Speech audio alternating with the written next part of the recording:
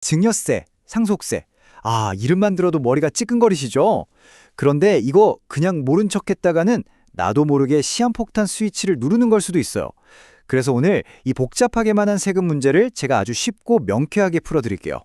우리 자녀들 집 살 때나 사업 시작할 때 조금이라도 보태주고 싶은 게 부모 마음이잖아요. 그쵸? 근데요, 그 따뜻한 마음이 몇 년 뒤에 갑자기 세금 폭탄이라는 무서운 이름의 청구서로 날아올 수 있다는 거 혹시 생각해 보셨나요?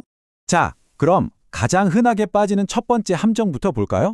그건 바로 가족끼리 돈을 빌려주는 경우예요. 우리는 분명 빌려준 거다라고 생각하는데 세무당국은 전혀 다르게 볼 수 있다는 게 문제죠. 보세요.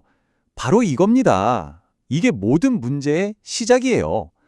나는 분명 차용, 그러니까 빌려준 돈이라고 생각하는데 국세청은 일단 증여, 그냥 공짜로 준 돈이라고 딱 정해놓고 본다는 거죠. 이 생각의 차이, 이 엄청난 갭을 메우는 게 우리가 해야 할 첫 번째 일입니다. 아니 그럼 이 돈 거래를 빌려준 거라고 확실하게 인정받으려면 어떻게 할까요? 변호사 찾아가서 복잡하게 공증받고 그럴 필요 없어요. 딱 세 가지만 기억하시면 됩니다. 자, 첫째, 계약서를 쓰세요. 그리고 PDF로 만들어서 이메일로 싹 보내두는 거예요. 그럼 날짜 증거가 남죠? 둘째, 이자를 주고받으세요. 아주 조금이라도 괜찮아요. 기록이 중요하니까요. 그리고 마지막, 이게 진짜 제일 중요한데 모든 돈은 현금 말고 반드시 계좌이체로 주고받아서 투명한 기록을 남겨야 합니다. 자, 여기서 진짜 유용한 꿀팁 하나 알려드릴게요. 법적으로 보면요, 한 2억 1,700만 원 정도까지는 이자 없이 빌려줘도 이자에 대한 증여세는 안 내도 돼요. 근데 여기서 진짜 조심해야 할 게 있어요. 이자 세금 없으니까 계약서도 필요 없겠네? 이렇게 생각하면 정말 큰일 납니다. 이 증거들이 없으면 원금 2억 원 전체가 그냥 증여가 돼서 어마어마한 세금 폭탄으로 돌아올 수 있다는 거 절대 잊으시면 안 돼요. 자, 지금까지는 돈을 빌려주는 얘기를 해봤고요. 이제는 좀 더 스케일이 크고 어쩌면 더 감정적인 문제, 바로 상속으로 넘어가 보겠습니다. 이게 참 부모님이 남겨주신 소중한 재산이 오히려 형제들 사이를 갈라놓는 불화의 씨앗이 되는 경우가 요즘 정말 많아졌어요. 예전에는 상속세 하면 재벌 회장님들이나 국정하는 거 드라마에나 나오는 얘기라고 생각했잖아요. 근데 이젠 아니에요. 완전히 달라졌습니다. 생각해보세요. 상속재산 30억 넘으면 세금이 50%, 절반이에요. 이 기준이 2000년에 만들어진 건데 그동안 서울 아파트값 얼마나 올랐죠? 말도 안 되게 올랐잖아요. 그래서 이제는 우리 부모님이 서울에 아파트 한 채만 갖고 계셔도 상속세는 더 이상 남의 얘기가 아니라 바로 우리 집 얘기가 된 겁니다. 이게 그냥 제 말이 아니에요. 이 그래프 한번 보세요. 정말 충격적입니다. 상속재산 때문에 법정까지 가는 소송이 불과 10년 만에 3배가 넘게 늘었어요. 3배요? 이게 바로 지금 대한민국의 현실을 보여주는 씁쓸한 숫자입니다. 그럼 왜 이렇게 싸우는 걸까요? 이 모든 다툼의 중심에는 바로 유류분이라는 제도가 있습니다.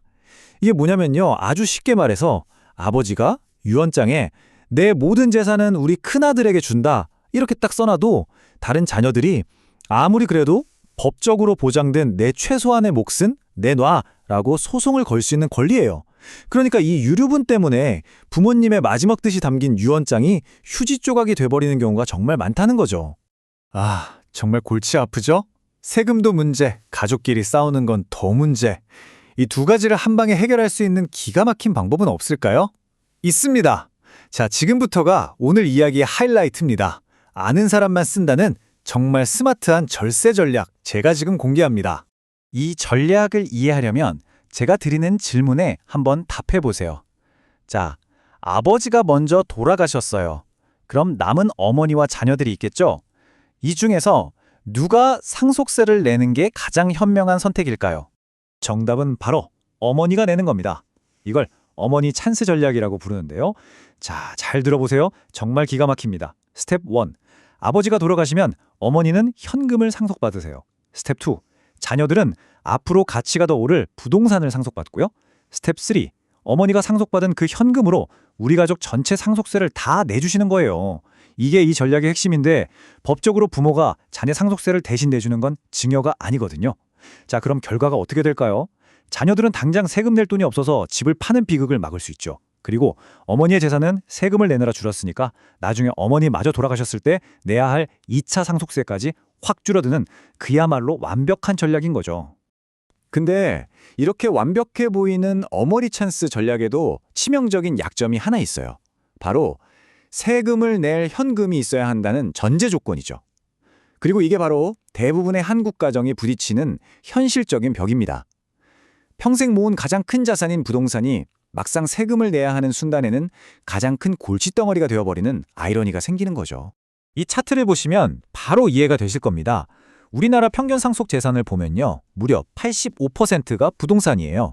그러니까 재산은 몇십억인데 당장 세금으로 내야 할 현금은 몇 푼 없는 그런 기가 막힌 상황이 너무나도 흔하게 일어나는 겁니다. 이렇게 현금이 없으면 어떻게 될까요? 선택지는 딱 두 가지. 둘 다 최악의 선택지입니다. 첫 번째는 부모님의 피땀이 서린 그 집을 죗값도 못 받고 눈물을 머금고 금매로 던지는 거죠. 두 번째는요? 은행 가서 어마어마한 빚을 내서 일단 세금을 맞고 평생 그 빚을 갚아나가는 겁니다. 어느 쪽이든 비극이죠. 자, 그럼 이 모든 비극을 피하기 위해서 우리는 지금 당장 뭘 해야 할까요? 오늘 제가 말씀드린 내용의 핵심만 쏙쏙 뽑아서 여러분이 바로 실천할 수 있는 최종 체크리스트로 정리해드릴게요. 이 5가지 다른 건 다 잊어도 이것만은 꼭 기억하시고 오늘부터 바로 시작하셔야 합니다. 첫째, 증여는 타이밍, 미리미리 길게 보고 계획하세요. 둘째, 우리 집 상속세가 얼마나 나올지 한번 계산이라도 해보세요. 그래야 대비를 하죠. 셋째, 그 세금 낼 현금을 어떻게 만들지 지금부터 고민해야 합니다. 넷째, 혹시라도 가족끼리 돈 빌려준 거 있으세요? 그럼 지금이라도 서류 제대로 갖춰 놓으시고요. 그리고 마지막으로 유언장이나 신탁을 꼭 준비해서 자녀들이 싸울 일을 원천봉쇄하는 것. 어쩌면 이게 부모로서 해줄 수 있는 마지막이자 가장 중요한 역할일 겁니다. 오늘 이야기 이 한 문장으로 마무리하고 싶습니다. 증여는 타이밍의 예술이고 상속은 미리 준비하는 부모의 사랑이다. 결국 이 모든 건 단순히 세금을 피하는 기술이 아니라 우리 가족을 지키기 위한 마지막 사랑의 표현이라는 점 꼭 기억해 주셨으면 좋겠습니다.